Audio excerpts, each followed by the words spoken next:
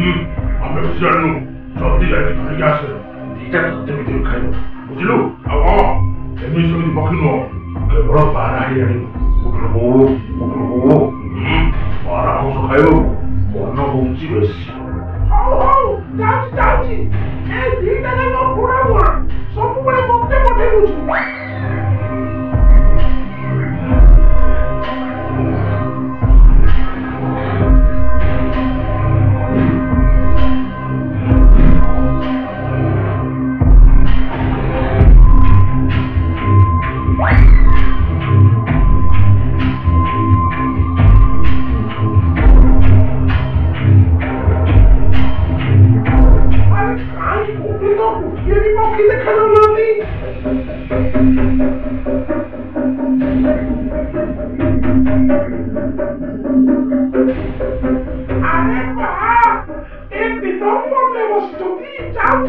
ଗୋଟେ ଦିଟା ଧରିକି ନିଜେ ଖାଇଦିଏ।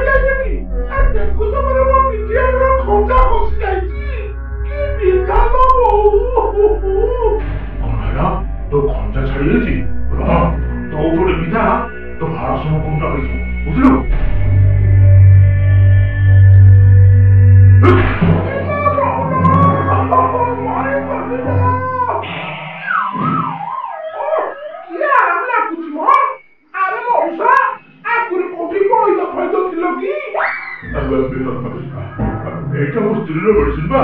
ଯୋଉଦିନ ମୁଁ ତାକୁ ଲଗେଇ ଦିଏ ସେ ଏମିତି ମୋ ଉପରେ ବସେଇ ଦିଏ। ଓହୋ, ଆଜି ଭୁଲ ମନେ ପଡିଲେ ଦେହ ଥରି ଉଠୁଛି। ତୋ ଘର କଥା ତୁ ପରେ କହିବୁ, ଆଗ ତାକୁ ଧର, ତା ଦେହକୁ ମୁଁ ମୋଡ଼ିକି ଖାଇବୁ। ମାମୁଁ ରୁହ ରୁହ, ଏମିତି ଖାଲିରେ ଗଲେ ପାରା ଗୁଡାକ ଧରା ଦଉନାହାନ୍ତି। ଚାଲ ଗାଁରୁ ଗୋଟେ ଚାଲ ଆଉ କିଛି କୁଦ ଧରିକି ଆସିବା, ତାପରେ ଚାଲ ପକେଇ ପାରା ଶିକାର କରିବା। ଚାଲ ସେଇ ଭାଇ ଭଉଣୀ ଦିଟାକ ଘରୁ ଚାଲ ଆଉ କୁଦ ଦେଇକି ଆସିବା।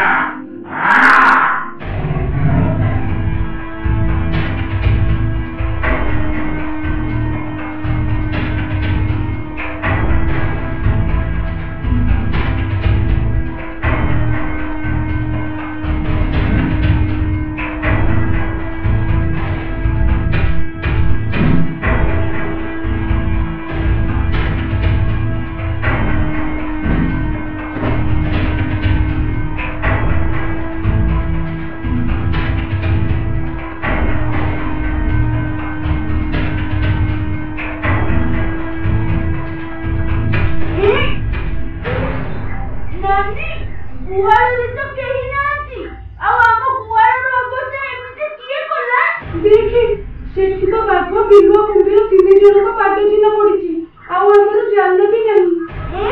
ଚାଲିଲୁ ଦେଖିବା ସେମାନେ ସବୁ କଣ କରିବାକୁ ଯାଉଛନ୍ତି।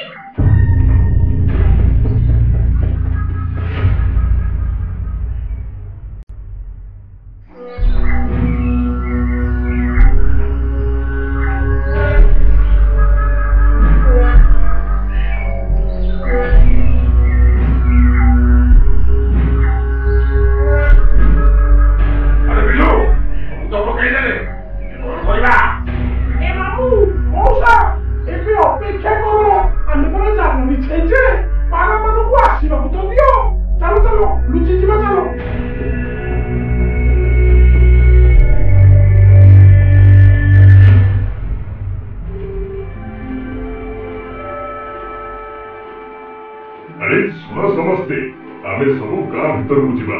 जंगल रे हमकु किछि भी खाइबाकू मिलिबनी। नाइ नाइ, आमे जंगल रे ही खाद्य खाइबू। गाँ रे कोन लोक माने खाद्य दउछन? अरे जंगल रे जंगली जंतु भी अछंती। तांको हाबुडरे पडिगले जीवन आउ बंचिबनी। तमे बुढा हेलु, सेति कपे को आमे बड़ हेलु। निज ନିଜ କଥା ଆମେ ନିଜେ ବୁଝିବୁ।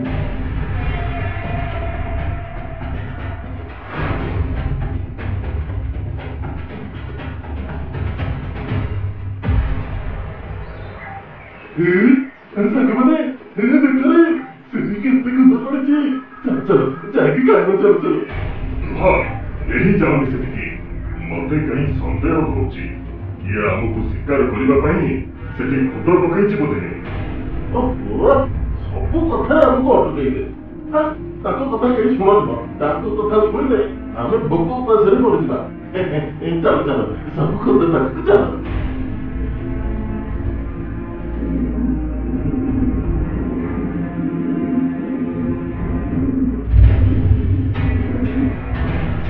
ମନେ କରୁଥିଲି ନା ମୋ କଥା କେହି ଶୁଣିଲାନି। ଏବେ ଭୋଗ ସବୁ। ଆଜ୍ଞା ମହାରାଜ ଆପଣ ତ ବଡ଼, କିଛି ଗୋଟେ ଉପାୟ କୁହନ୍ତୁ। ହେ ପ୍ରଭୁ, ମୋ ମୁଣ୍ଡରେ କିଛି ବୁଦ୍ଧି ପଶୁନି। କଣ କରିବା?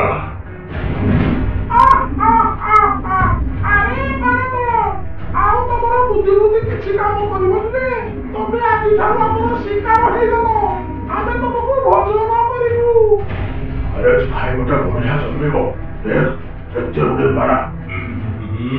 ମୋ ପାଟିରୁ ଲାଳ ବଢିଲାଣି ଯେ। ଶୁଣ, ଆମେ ଥାଉ ତମେ ଏ ପାରାମାନଙ୍କୁ ଖାଇପାରିବନି। ଆମ ଘରୁ ଜାଲ ଚୋରି କରି ଆଣିଛ, ସେଥିରେ ପୁଣି ପାରା ଶିକାର କରିବ ନାଇଁ? ରୁହ, ଦଉଛୁ ତମମାନଙ୍କୁ ଆଜି। ଆରେ ଶୁଣ, ଏଠି ତ 2 ଜଣ ଅଛନ୍ତି। ବାଘ କାଇଁ? ତମ ପଛପଟେ ମୁଁ।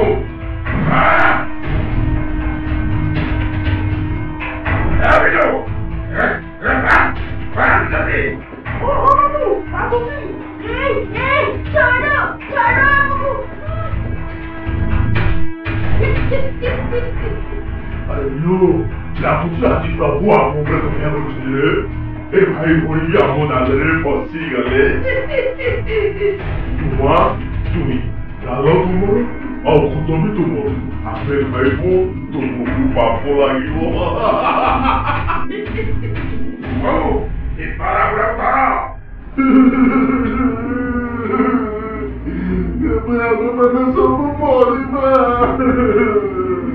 ରାଜାଙ୍କ କଥା ନ ମାନି ଆମେ ବଡ ଭୁଲ କଲୁ। ଶୁଣ ପାରାମାନେ, ତମେ ସବୁ ଜମା ବି ହାର ମାନନି। ଚେଷ୍ଟା କରି କିଛି ଗୋଟେ ଉପାୟ ବାହାର କର। ଆରେ ହଁ ତ, ସେ ଝିଅ ଠିକ କହୁଛି। ଆମେ ହାର ମାନିବାନି। ଏମିତି ମନ ଇଚ୍ଛା ଜଣ କରି ଉପରକୁ ଉଡ଼ିବାକୁ ଚେଷ୍ଟା କଲେ କେହି ବଞ୍ଚିବାନି। ବରଂ ସମସ୍ତେ ଏକା ସାଙ୍ଗରେ ଉଡ଼ିବାକୁ ଚେଷ୍ଟା କରିବା। ଚାଲ।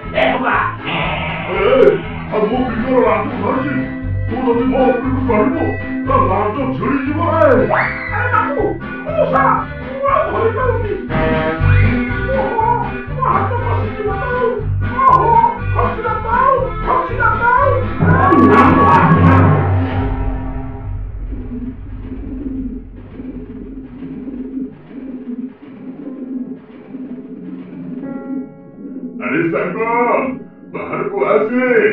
ଆମେ ସବୁ ବଡ ବିପଦରେ ପଡିଛୁ।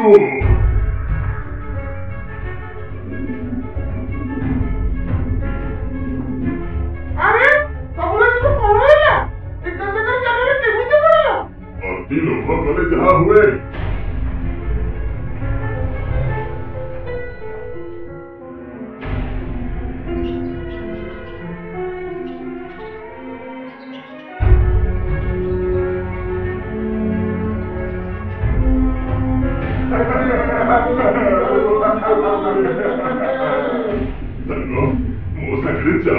ଆମକୁ ବଞ୍ଚେଇବା ପାଇଁ 2 ଜଣ ମଣିଷ ପିଲା ବି ସେମାନଙ୍କର ଜାଲରେ ପଡି ଯାଇଥିଲେ। ଆସେ ତାକୁ ବଞ୍ଚେଇବା ଆସେ।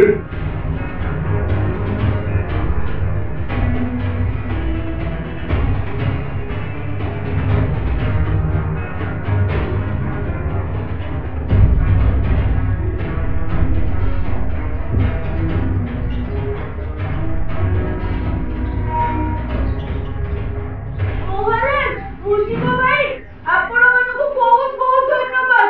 ଯାହା ହଉ ଟୁଆଟୁଇ, ତମେ ଆମକୁ ଶିକାରୀଙ୍କ କବଳରୁ ରକ୍ଷା କଲ। ତମମାନଙ୍କୁ ଅଶେଷ ଅଶେଷ ଧନ୍ୟବାଦ।